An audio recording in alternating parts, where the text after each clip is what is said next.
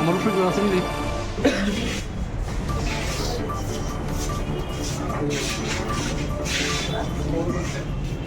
কালকে রাত্রিবেলা আমাদের কাছে একটি ইনফরমেশন আসে যে আমাদের প্রগতি স্কুলের ব্যাক সাইড দিয়ে কিছু যুবক নেশা জাতীয় দ্রব্য বিক্রি করছে এবং তারা তাদের অ্যাসোসিয়েটকে নিয়ে আগরতলা শহরের বিভিন্ন জায়গাতে, যেমন রাধানগর, আমাদের লেক চৌমনি এরিয়া, সেই সব জায়গাতে তারা বিক্রি করে।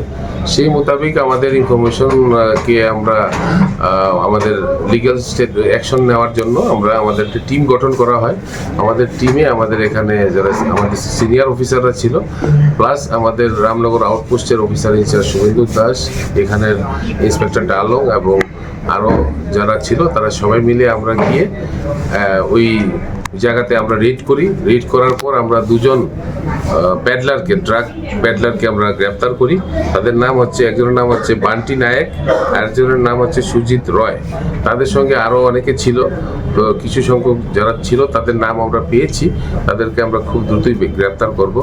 আর তাদের কাছ থেকে আমরা 5.2 গ্রাম হিরোইন ভাইলস, যা টোটাল 250 নাম্বারস, এটা আমরা পেয়েছি। তাদেরকে এইগুলি আমরা সিজ করেছি, যা যাবতীয় যা লিগ্যাল প্রসিডিউর মেনটেন করে, এবং তাদেরকে আমরা আজকে দুজন আসামিকে আমরা আজকে আদালতে প্রডিউস করব তাদেরকে পুলিশ রিমান্ডের জন্য। আর তাদের থেকে আমরা অনেক নাম পেয়েছি, অনেক তথ্য পেয়েছি, যারা কোথায় কারা কীভাবে আগরতলা শহরে ঘুরে ঘুরে বাইক দিয়ে বা স্কুটি দিয়ে বিক্রি করছে, বিশেষ করে রাধানগর এরিয়াতে, প্লাস আপনাদের ডিম সাগর এরিয়াতে, লেক চৌমনি এরিয়াতে, কর্নেল চৌমনি এরিয়াতে। সেই সব লোকদেরকে আমরা খুব দ্রুতই গ্রেপ্তার করব। যাদের আটক করেছেন তাদের বাড়ি কোথায়? রাধানগর আবাসনে। কোন জায়গা থেকে আটক করেছেন?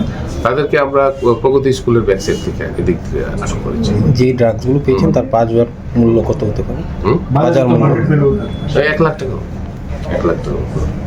প্রাথমিক তদন্তে জানা গেছে তারা কোথায় থেকে পেয়েছে, বা তাদের কাছ থেকে আমরা অনেক তথ্য পাচ্ছি, যেগুলি আমরা ইনভেস্টিগেশনের আমরা এইগুলির উপর বেস করে আমরা অন্য যারা জড়িত আছে তাদেরকে আমরা গ্রেপ্তার কোথায় থেকে আনছে এগুলি আমরা পাচ্ছি। আবার তার জন্য তো তাদেরকে আমরা পুলিশ রিমান্ডে নিয়ে আসবো এবং জিজ্ঞাসাবাদ